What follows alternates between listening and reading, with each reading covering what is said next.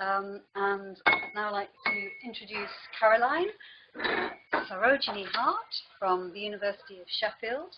I'm very pleased that Caroline is here because I recently discovered that her work made a very nice way of segueing, is that a word, from a module that Jan McCarthy teaches on our Education and Social Justice doctoral programme to a module that I teach, with her link between Sen and Bourdieu. And certainly, Carla, you've probably read the chapter that we use on that course from Caroline's book, Aspirations, Education and Social Justice. So we're really especially pleased because of that link and use of your work. And Caroline's title today is Education for Social Justice, How Can Sen and Bourdieu Help? Nice, down-to-earth title. Caroline. Thank you very much. Thank you very much for inviting me. It's really lovely to be here, actually. So I was thinking about what to focus my talk on, and I've gone with a slightly more theoretical approach. So I'm not really going to talk too much about empirical work that I've done. But obviously, I'm happy to sort of do that later. That is of interest to people. But really what I want to do today is to try to kind of open a conversation to think about the role of theory in shaping and supporting educational research. So not only what I've done, but also what you're all engaged in as well. I'm going to focus specifically on how we can come to understand the nature of the individual and social human development, and to try and think about that in relation to the role of education and the pursuit of social justice in its many different forms. So in my view then, theory arguably adds a narrative for research inquiry, can be explanatory in some respects, and can support predictions about the future ways in which individuals and social groups might behave, evolve, or indeed degenerate. Theoretical lenses offer particular perspectives on social life, and in the field of education, they can help to locate the role and purpose of educational endeavours, be this at the macro level, such as national or regional policy, at the meso levels, at community or institutional levels, or at the micro level of individual interactions, or even solitary acts. So I think for me, one of the most powerful roles of the theories that I've worked with has been in opening new ways of looking at and interpreting the world.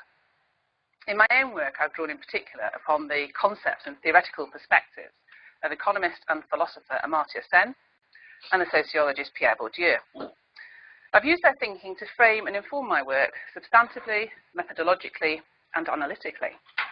By this, I mean that the research questions I ask are to some extent shaped by the theory, the methodological approach and the method used are informed by their work, and at the stage of empirical analysis and critical engagement with my findings, the initial theoretical framing is still present and playing an important role in the interpretation of evidence. So, is there a danger that as researchers we can become wedded to particular pet theories? Well, that's a question I think we can explore today. I'm intrigued by the relationships we have as scholars with existing bodies of theories, how we align ourselves and how we adapt and pick and choose between theories, and how some scholars reinterpret well-worn theories in new and interesting ways. I think there's also a question about the extent to which theory translates from one point in time in a particular social context to another. There is a richness and a challenge in pushing theory in different contexts, or we might say fields. So I'm going to begin by introducing the capability approach and then say a little bit about how I've used this approach in my work on youth development and transitions from school to college in post-16 stages of education. Forgive me if some of you are already quite familiar with this approach. I have no idea. But I'm going to say something about why I found it particularly helpful. I'll also try and say something about the limitations that I found in the approach and how I've tried to address these by drawing on Pierre Bourdieu's conceptual and theoretical work. In my most recent work, I've kind of moved on again to think about adding another layer to the theoretical framing that I'm using to respond at another level of inquiry, which in some ways I feel has not been fully incorporated in my earlier work. And here what I'm referring to is this. Here it's called Creating Tools for Practice, Food and the Self-Evaluating School. And this is based on some work that I've actually done in primary schools, looking at the social context of food. So whilst I do use Bourdieu and I use Sen, actually I introduce social quality theory. And I find that interesting for a number of reasons, which I can talk a bit about later. But in the end, I decided it was too much to talk about it here today. So it's just really to say that in my own academic practice, if you like, my use of theories is still evolving, and I find that quite interesting, the way we kind of work with theory in relation to our empirical work. I'd be really interested to talk more with you all about that a bit later.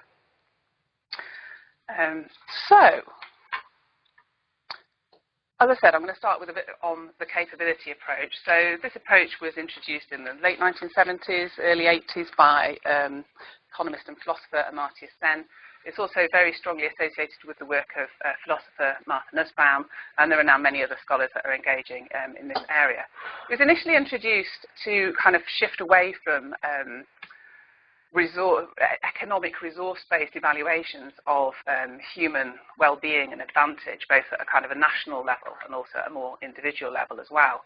And really it kind of started a conversation to say, what other kinds of metrics can we use to think about inequalities between countries and between individuals in terms of projects of social justice.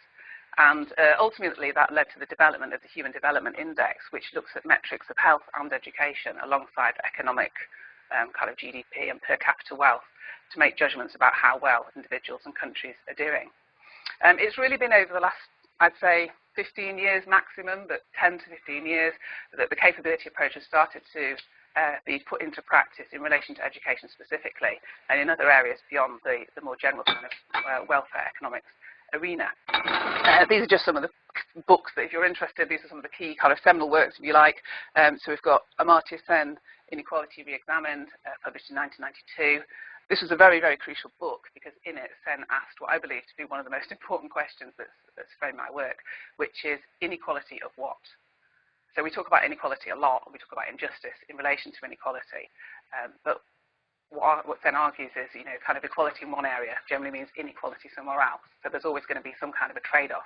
So the crucial question becomes inequality of what?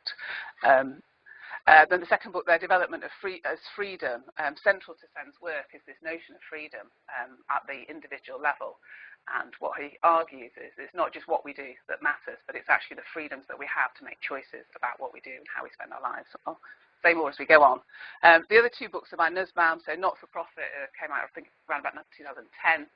That's very much talking about higher education, and that higher education should not be for profit. And she talks about a silent crisis in higher education in the way in which liberal arts programs are being kind of pushed aside, and there's much more of a kind of a focus on education to serve the economy and preparation for work. Very kind of American focus, but quite interesting. And the last book there, Creating Capabilities, also by Nussbaum, which is kind of a general overview and introduction to human development and the capability approach. But the crucial thing is that Sen focuses on the freedom that individuals have to pursue a life they have reason to value. And why that resonated strongly with me was because my research, one of my main areas, has been looking at transitions from post-16 education to college or university and beyond, so not necessarily into tertiary, further higher education. And what I found, because I was a secondary school teacher and a manager in school education, was there was a massive push to get more young people to go on to higher education, and there wasn't much valuing of other aspirations and other things that they wanted to do outside or beyond higher education. So for me, I felt that they just really didn't have that freedom, they didn't have that choice, and it just felt to me that that was important. So when I came across the capability approach, it kind of really spoke to what I was already thinking and feeling about my practice. And so Sen sort of says the freedom to achieve well-being is closer to the notion of advantage than well-being itself.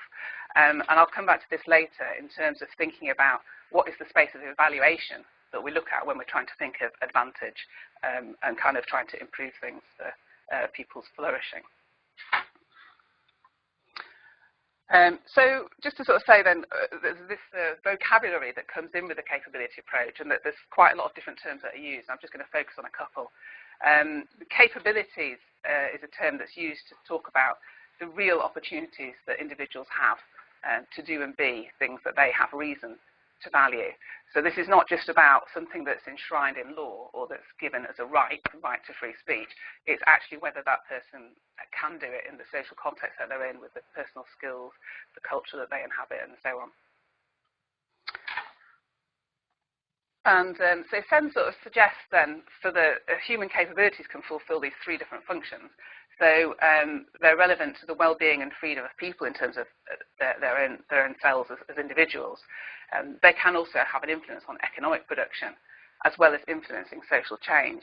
And I guess one of the key things that he was saying was in making this shift from only looking at economics to looking at other kinds of social factors around human development, we're not losing this sort of drive for economic production and kind of national economic kind of success, if you like. That's not being sacrificed, that's still there, but what we're doing is we're enhancing it by looking also at the individual's freedom and then at the wider kind of social context. So the other term that Sen uses is the term functionings. So we develop a set of capabilities, a set of freedoms, things that we can we have the real possibility of doing and being, but actually we can't fulfill all of those because we can come up with a massive list of things that we might be able to do. We have to then select from those which will we take forward, which will actually become the doings and beings that we actually do. And so ultimately what Sen is concerned with is what he calls a combination of functioning. So it's, can I do A and B, or do I have to just do A or B, even though both of those might be in my capability set. Again, just from the capabilities perspective, we end up with this kind of multi-stage process of converting capital to capability. And the capital I'm talking here in terms of economic capital. So commodities, goods and services, the kind of institutions that exist in society, and how an individual might be able to make use of those commodities in order to develop capability, so freedoms to do and be things that they value. From that, how they then become converted into functionings, the things they actually do, and then finally leading on to a kind of a cycle, if you like, of further capabilities and functionings. I'm going to come back to this, but this is just the capability approach. I'll talk later about how I've used Bourdieu to look at conversion factors and to enhance our understanding of commodities. So one of the things that I think this framework does, which is quite powerful, is I think is that it expands the space of evaluation for me. Instead of only looking at the bottom one here, well-being achievement. So this is what individuals actually do. So we could look at GCSE results, we could look at who goes to university. That would be the bottom left-hand corner. What Sen does is he kind of blows it up and he says, well, actually, we also need to look at the freedoms that people have. So what are they free to actually do, as well as what they then end up doing. And I very much used that in some of the empirical work that I've done. On the right-hand side here, we've got agency, because there are two other key terms that Sen uses. So we have agency freedom, and this is what am I as an individual free to do for other people. So what kind of power and agency do I have to have influence over others? And that might be specific others, or it might be in terms of society more generally. And in the bottom right corner, agency achievement. What do I actually do for others? So, you know, it might be that we've got something that we could do to, I don't know, support the junior doctors who are out on strike today. Maybe we have got the agency to do that, but do we actually do it? And so what Sen is saying is here, we need to think quite carefully then when we're trying to evaluate how well we're doing as a society, to say, you know, which of these four areas are we actually looking at? And he sums this up. The evaluation of inequality cannot but be purpose-dependent, and the important need is to provide an appropriate match between the purposes of inequality evaluation and the choice of informational focus. And actually becomes quite important what we choose to look at in terms of the stories we end up telling about whether or not things are kind of getting better or not. So, I mean, this is a little aside really, just to sort of say that in the work that I've done specifically around young people's aspirations, I've extended this space of evaluation to say, well, yes, it is important to look at capabilities and functionings. Here, they're being shown as freedom and achievement. But I actually think that aspirations are meta-capabilities. I think they come as a precursor to capability. So actually being able to develop a desire to want to be able to have the freedom to do something comes before developing the capability to do something. And so that would apply in relation to the individual, so under the well-being section, as well as in relation to aspirations in terms of what I might wish for others. Okay, so that's fine, but so far, for me, I think one of the crucial things is how we convert from one level to the next. So how do we go from aspiration to capability to functioning? How does that happen? And within the capability literature itself, Ingrid Robbins is the person who's written most, really, I think, about this. And she does talk about different levels of social factors. So she does talk about the individual, she does talk about society, she does talk about environmental conditions. She does make reference to kind of social and psychological kind of factors. But really, this is not unpicked in detail. And for me, what's missing is the kind of dynamic kind of energy and the kind of power relations that I think as sociologists we kind of see everywhere in society. And that's where really I wanted to try and bring Bourdieu in a little bit. So I think there's two key things really that Bourdieu brings. I think first of all is this more dynamic perspective of conversion factors, complementing Sen's work by offering a more dynamic and interactive understanding of the factors that help and hinder the development of capabilities. And I think this understanding stems from Bourdieu's conceptualization of individual habitus in relation to fields of action. And I'll try and illuminate that further as we go on. I think the second key thing that Bourdieu brings is introducing this idea of reintroducing an idea of different forms of capital rather than just the economic form of capital used elsewhere. So I think his conceptualization of different forms of capital enriches our understanding of the body of commodities and resources that may convert into what Sen calls capabilities, the ability of individuals to do the things that they have reasons to value.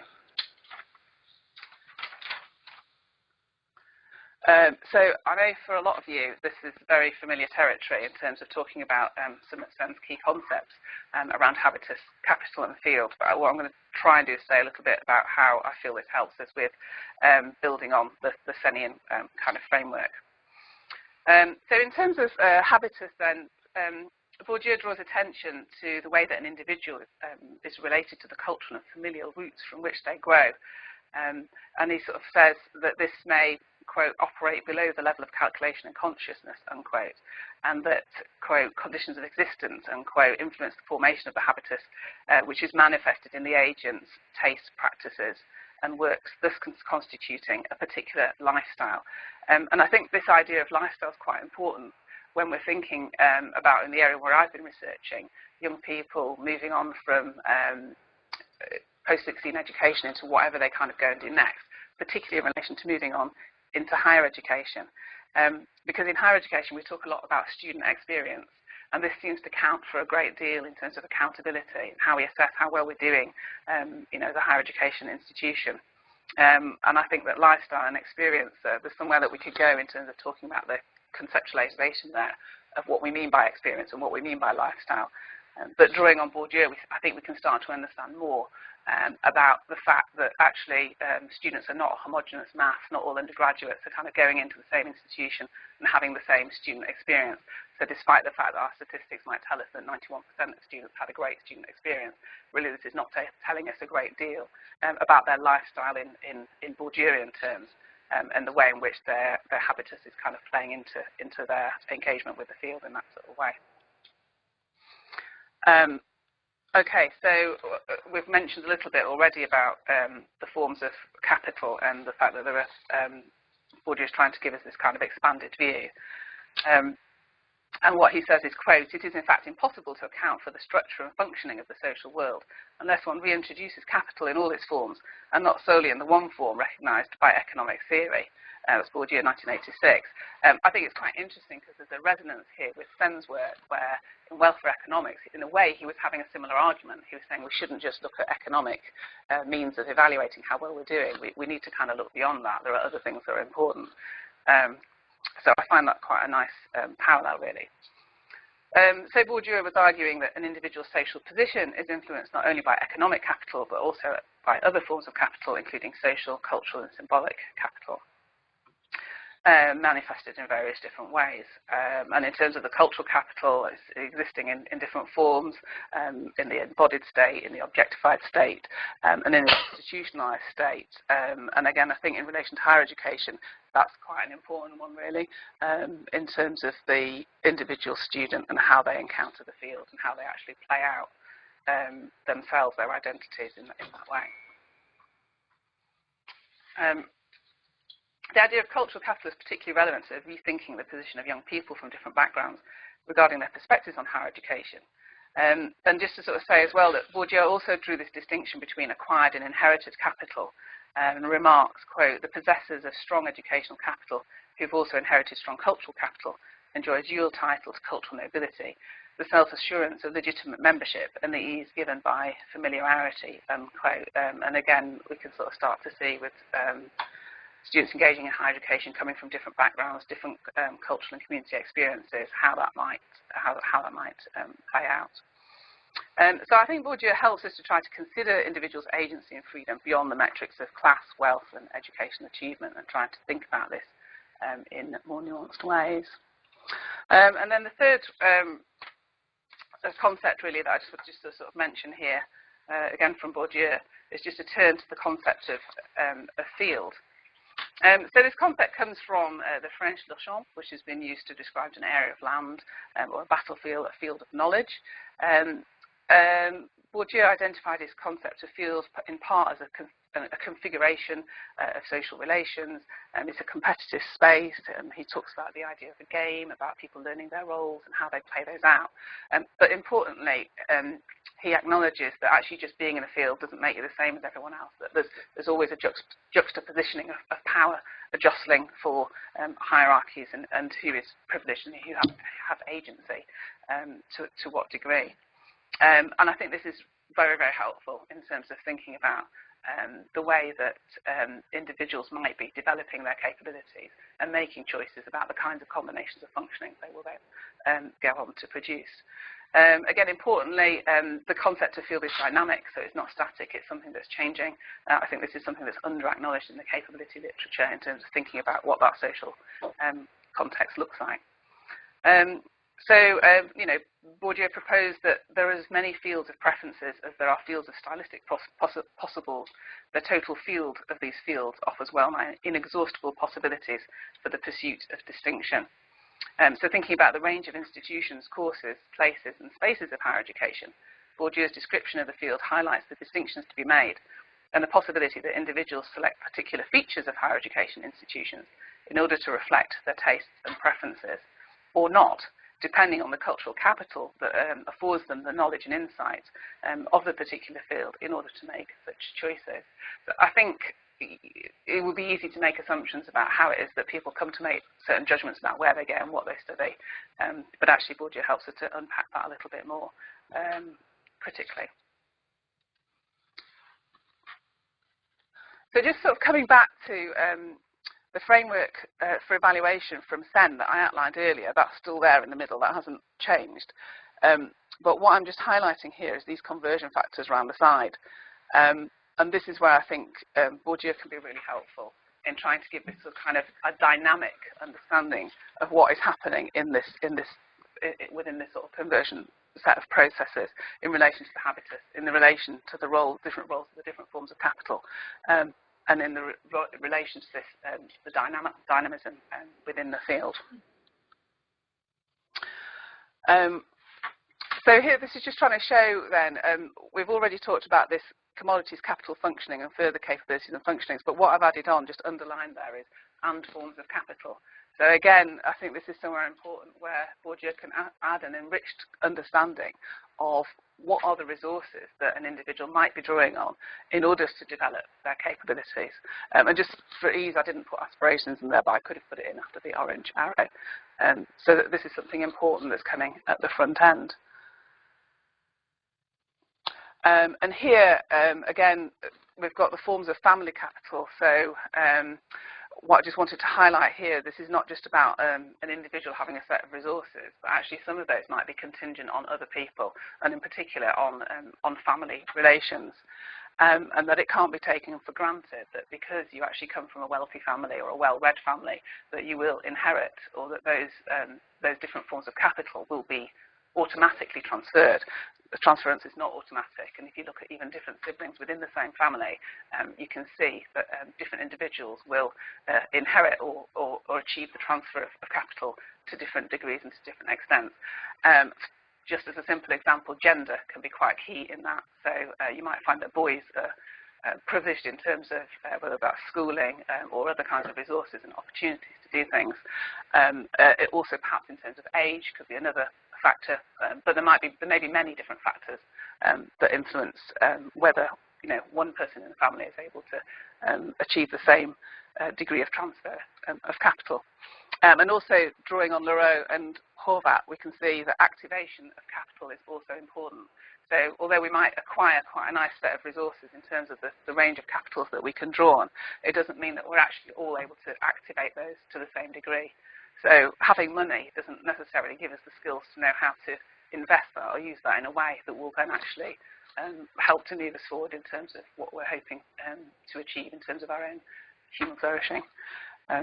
So really just to sort of say here that Bourdieu helps us by thinking about those different forms of capital, but also to think about this intergenerational transfer, some of the issues with that, alongside the not taken for granted activation of that capital.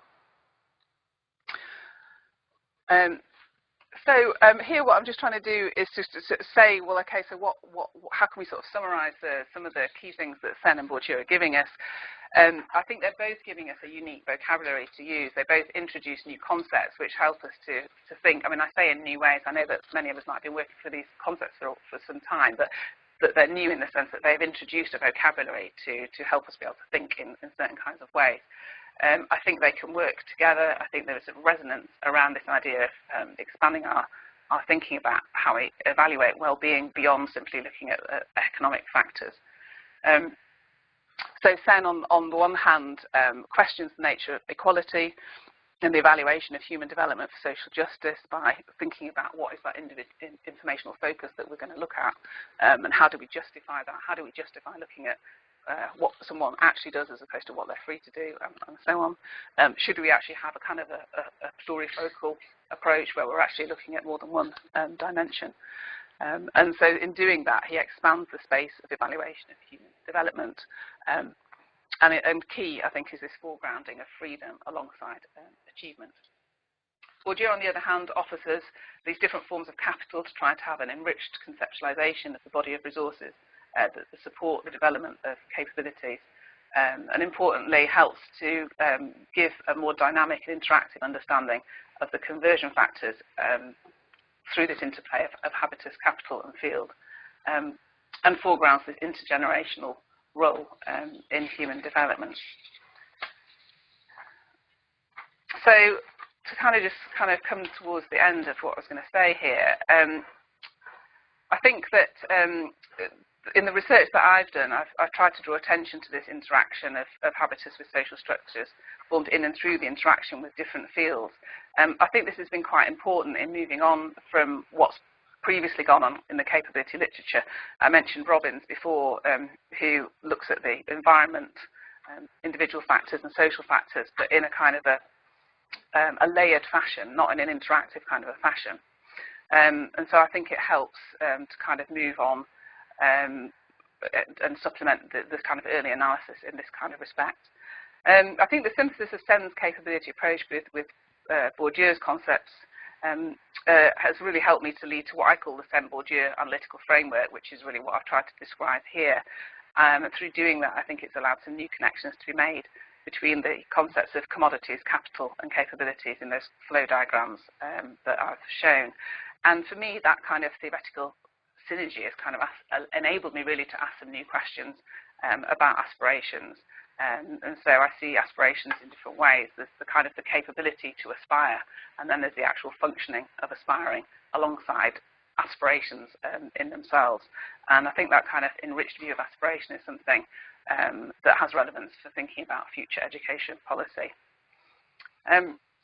I also think that Sen offers us some ethical principles to apply in approaches to developing and evaluating systems of education in terms of drawing attention to what's important at the individual level as well as at the macro level.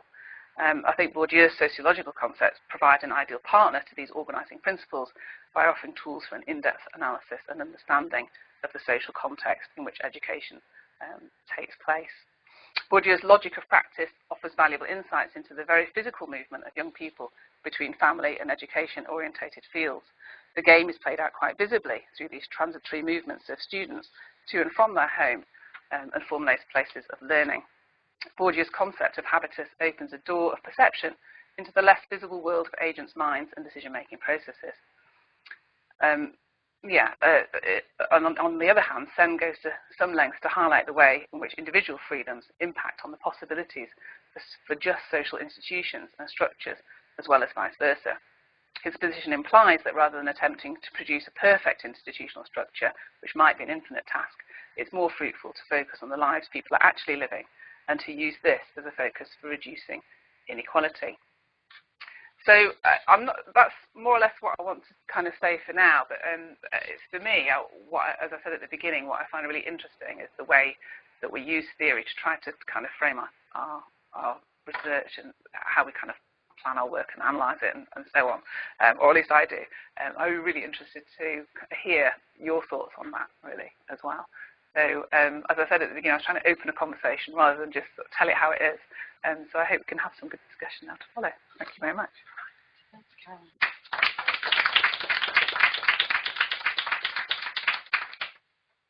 Okay, well, thoughtful silence. You've plunged everybody into deep reflection. Anybody want to kick off and take Caroline up on her invitation? We've had a few sessions in this series on entrance inequalities to do with things like entrance to physics and chemistry and so on. There's still gender imbalance and so on. But you seem to be alluding to inequalities that manifest themselves later on once the students are here in the student experience. How do you think those inequalities work themselves out, and how are they framed within the Sen-Bourdieu approach? I think you're right that both things are going on. So, I mean, one of the things, I've got a doctoral student at the moment, and they're actually looking at how students make choices about the modules that they study. So once they're actually in the course, so say you're at the end of year 2 and you're selecting modules for your final year, and that's in science, actually in engineering, and that's fascinating, actually seeing the lack of information. So they're making choices with actually like no information, really, one line here, or so there's some quite obvious kind of examples of actually what's happening while they're here. But I think you're right as well. It's also it's happening at the access stage as well.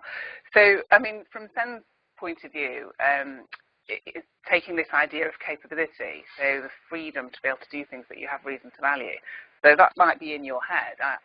Great opportunity here. I'm in higher education. I want to make the most of it. I want to do the things that I really care about.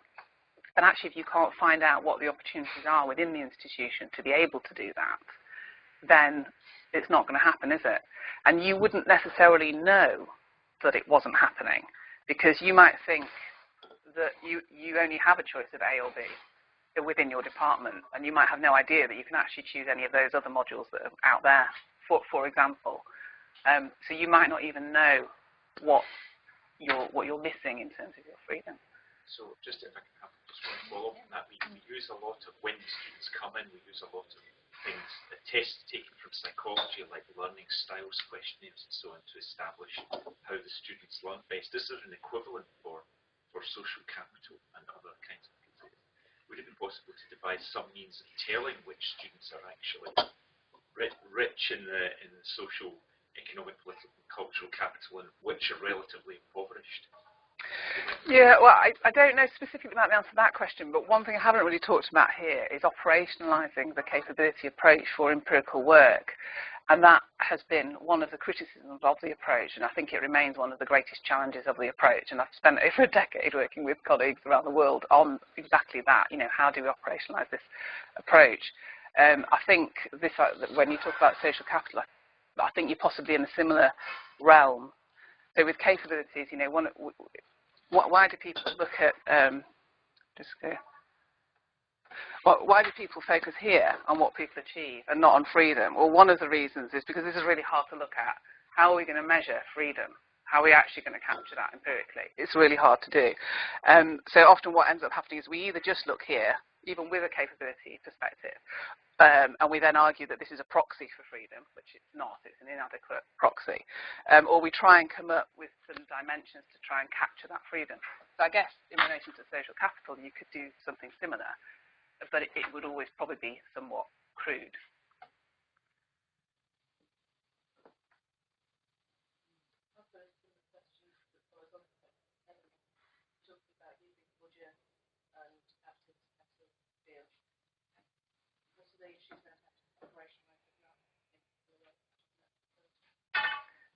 I think I've probably captured it in in what I've said, really. I think it is difficult, and I think perhaps the way that Sen helps us there is to say you've got to be quite clear about what is the purpose of your evaluations, what is it that you really want to know, in a sense, what are you going to do about it?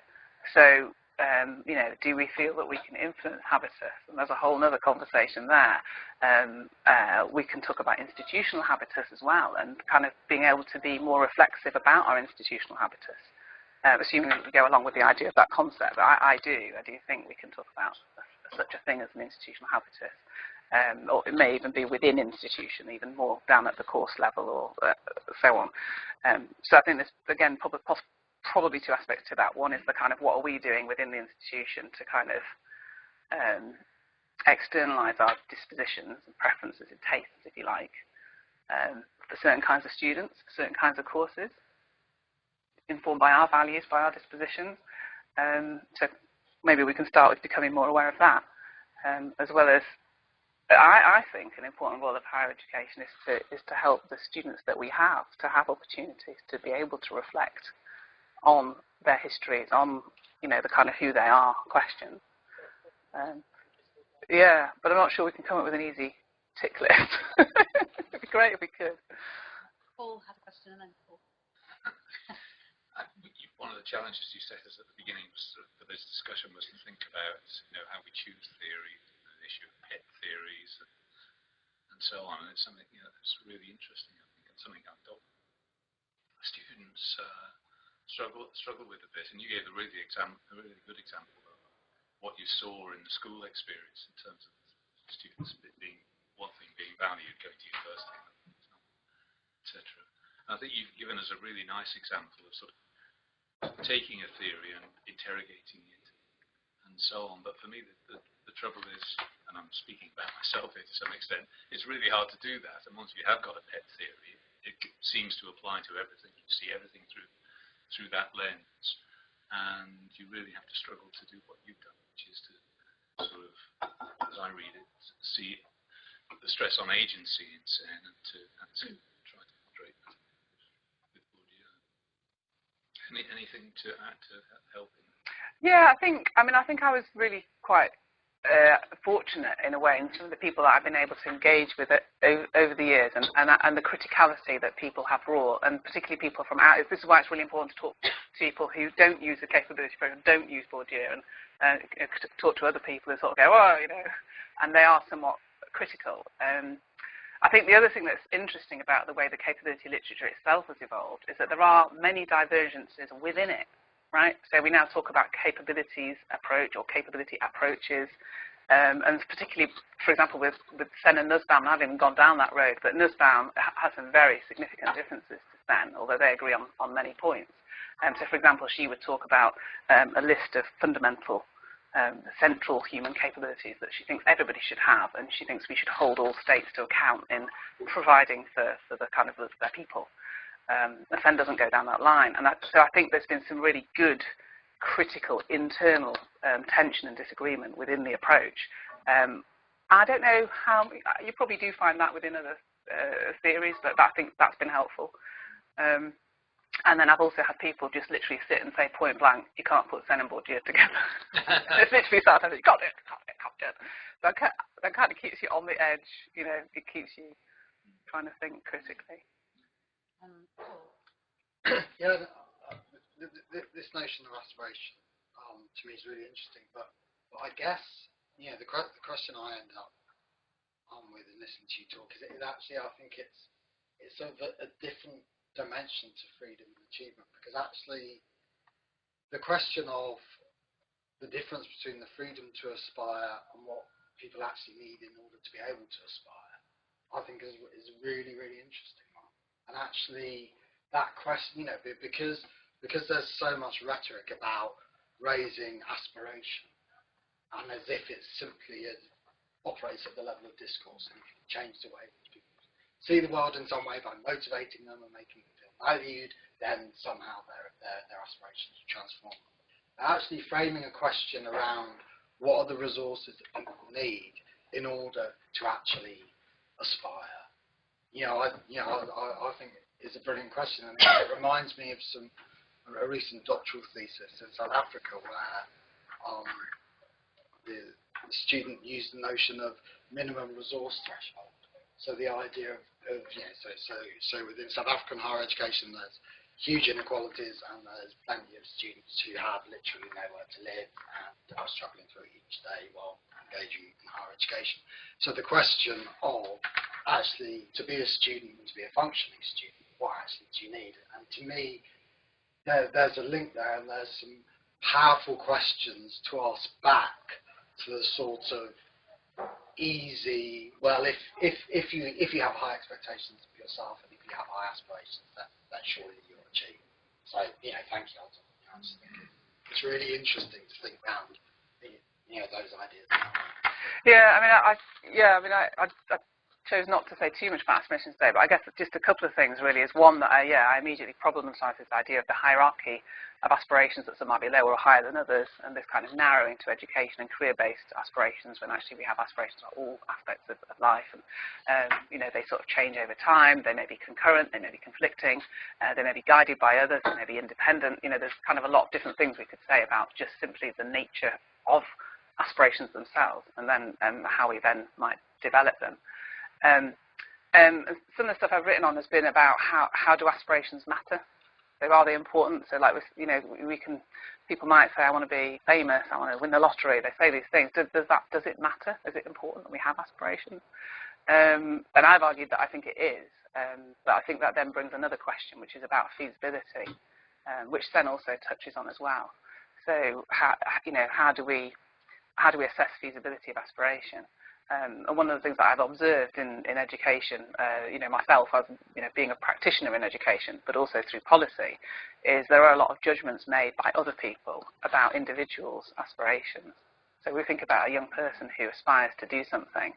There's one example I can think of, someone who didn't want to go on to university, but what they did want to do was move to Spain, and they wanted to kind of work abroad. Which was slightly driven by the fact that they had a Spanish boyfriend and they wanted to kind of go.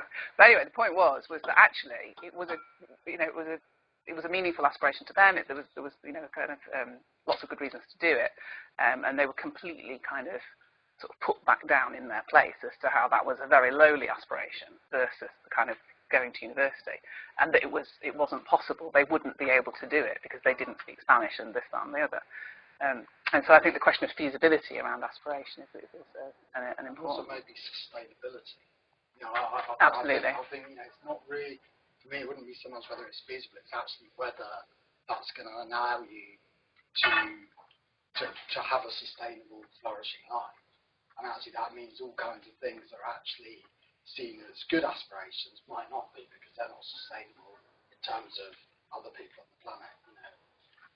Exactly. Yeah, absolutely. So that's at the individual level. It's also at the community level. So it's like, should we go around fracking? That might be great today, but what? Yeah. Thanks. And I very much agree on the necessity of bringing Bourdieu capabilities together, and very much for things like education. It's just that I think we have to do some modifications to both to get them to talk to each other. And like in the case of Bourdieu, his view of capitals is a very instrumental one. It's the economic metaphor. What's the price of your capital? How much value does it have in the market? So it's the advantages it brings you vis-a-vis others. It's sort of agnostic on what is actually worth having, what will enable you to flourish. Not interested in that. And and it's not a normative theory. Which is partly the trouble with it, but not explicitly, whereas capabilities theories are explicitly normative. There's nothing to say about the mechanisms which actually produce inequality, which is one of the reasons why it's so popular, against having the freedom to do what you want to be. Value. So Bourdieu definitely does threaten certain interests. And I think as regards capitals, you need a complementary side. What is really of use and value to people. But there, you think, let's turn to Sen. But Sen just is agnostic about it, whereas Nussbaum is much more committal. And she says, well, here's 10 or 12 or whatever it is, capabilities. And they're they're flexible, but they're also concrete enough to be meaningful, like having the ability to form relationships with others, or being able to relate to nature, being able to play, being able to participate in the political decisions of a community one is part of. And I think with Sen, he doesn't, although he talks about the problem of adaptive preferences, he doesn't really get over it, choosing what is chosen for you, as what Bourdieu would say. It's only when you actually specify some components of flourishing, as Nussbaum does, that you can say, well, if a whole group of students, say who don't have much capital, have no interest can't see themselves ever wanting to take part in political decisions governing their lives, that's probably an adaptive preference, and one which should be questioned, and education should enlighten them on that, quite frankly. So, I think, yeah, they do have things in common. They both have Aristotelian influences, but there's a lot of work to do to bring them together, to make them useful. And I think Nussbaum's capabilities are somewhat more measurable, if that's what one wants to do as well.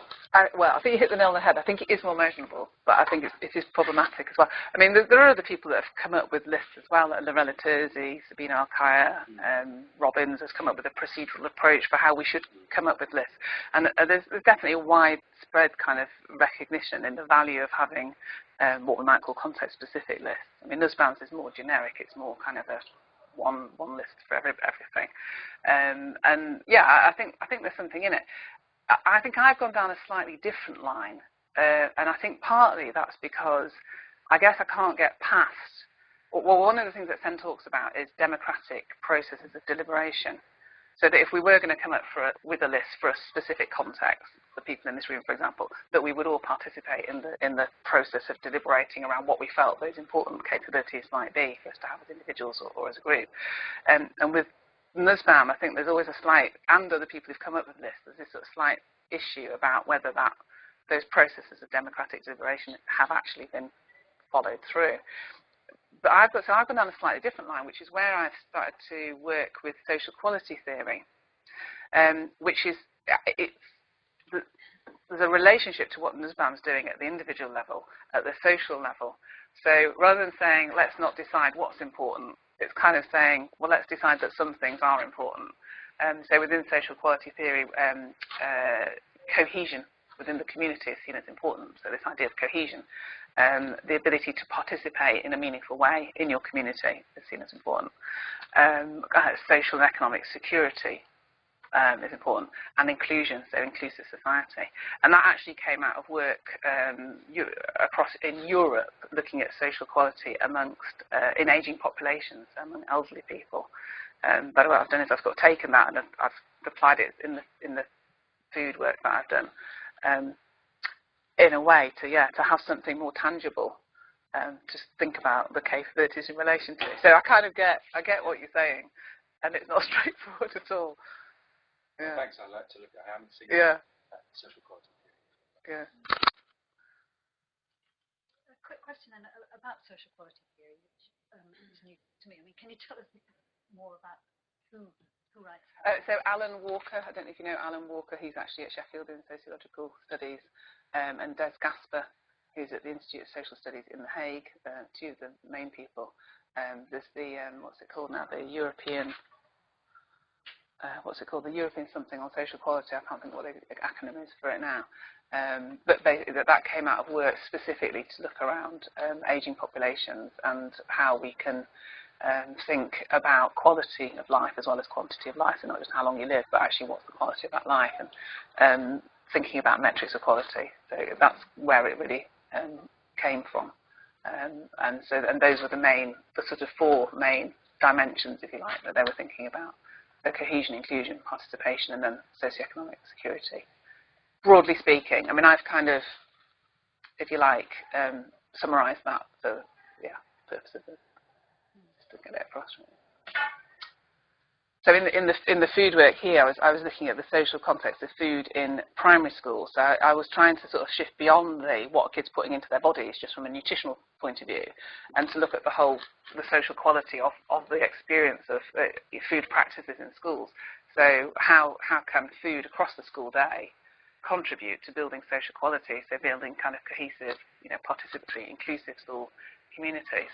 And actually, I did find it very powerful and helpful in that respect. And I guess you could then sort of say, can we kind of translate those social qualities into individual human capabilities? So the capability to be able to participate in my school community. And I guess you probably could. So I think I was probably in some ways travelling in the kind of direction that you're indicating. Yeah. I had a quick question. Hi, Hello. Carla. I'm talking from the sky, sorry. I was just wondering, I'm very interested in immigration patterns, migration, and I'm just wondering, if you take the framework that you've outlined, and it's very much, from what I gather, centered in the UK, your research has been. But if you take, say, secondary students who have recently immigrated, or take your framework and apply it to a different cultural context, has that been done? Or is that kind of in your research plan, or because I think it might be quite useful. Yeah, so I should say then that I'm a member of the Human Development and Capability Association, so the HDCA, which you can look up their website. It's an international organisation, and actually I'm often a bit of an anomaly because I work in what would be called a kind of a global north developed rich country. So the majority of my colleagues are working, either in the global south or in relatively economically poor social contexts. And so there is a lot of international global work that has gone on, as well as country-specific work. You might find it interesting to look at some of the human development reports that have come out. But a few years ago, I was involved in the Human Development Report for Panama, and there I was commissioned to write a paper on youth aspirations and their role in human development. So I was able to apply some of the theoretical and empirical work that I'd done to the Panamanian context, which is a very, very poor context, actually. But certainly there are many other colleagues that are working internationally. And in fact, last year we held our annual conference in Washington, and the theme of our conference was around migration and aspiration. But if you had a look at some of those papers, there were quite a few papers that were specifically on migration. And we worked with some of the scholars at Georgetown University in Washington who specialise in migration. Thanks for the question, Carla. Thank you. Further? Just got a question about, I don't get this split between well-being and agency, because some of the things under well-being look like agency, and things under agency look necessary conditions for well-being. So unless you can look after your kids, if you're a parent, then how can you have well-being? So I think the term agency has different meanings in different contexts. So here it's being used to refer to things that are happening beyond direct actions in terms of the individual's activities and functioning as an individual personal well-being. So another word could possibly make it less confusing. Maybe we could have sort of individual well-being and then kind of social, I don't know, something effects or some other word is. I think the actual term is somewhat confusing. But also, Nussbaum does criticise Sen for the use of agency, and she tries to kind of do away with that word and says that we can do everything by just talking about the kind of these two here, the kind of on the left-hand side. Kind of, it's a little bit more complex than that. But I don't think there's a suggestion that there's no agency happening in relation to well-being in a more, I don't know, Giddens type sense, let's say, that there's, that the individual is empowered, if you like, and here as well as there. But I think the terminology is a bit confusing. So it's kind of Sen's use of the word agency. Just like when we talk about capability, it sounds, interpretation of that term, but capability is used differently in different contexts and actually translates differently in different contexts as well.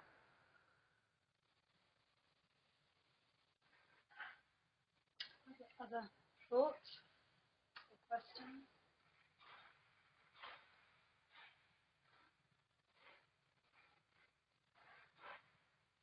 Okay. Lots of thoughts to go away with, I guess. Okay, well, thanks everybody. And I mean, around, if people do want to just happy to hang around. We've got the room for another half an hour, so that would be great. That may be what you'd like to do. But I want to tell you about our next department seminar on the 4th of May, which is our very own Dr. Jan MacArthur, who is talking about assessment for social justice towards a philosophical rethinking of assessment practices. Okay, thanks very much for coming. See you all again soon. Thanks very much.